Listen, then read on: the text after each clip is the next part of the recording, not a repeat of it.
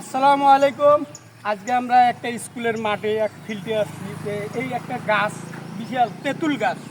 এই তেঁতুল গাছটা দেখেন, অনেক বয়স, এটা অনেক দূর বের, অনেক মুখা গাছটা, অনেক মোটা, যাতে 12-14 জন লোকে বের পাবে না গাছটার গোড়া।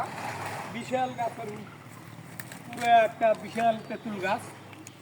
আজকে আমরা হঠাৎ এক জায়গায় আসছি, আসার পর দেখতেছি এই তেঁতুল গাছটা বিশাল বয়স্ক। দেখতেছেন আমরা ঘুরে ঘুরে তেঁতুল গাছটা ঘুরতেছি,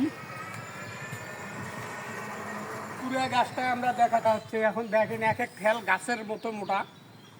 যাক, এক ভাইরে জিজ্ঞেস করি, এক ভাই হুন্ডে নিয়ে আসছে। ভাই, এই গাছের বয়স কত জানেন?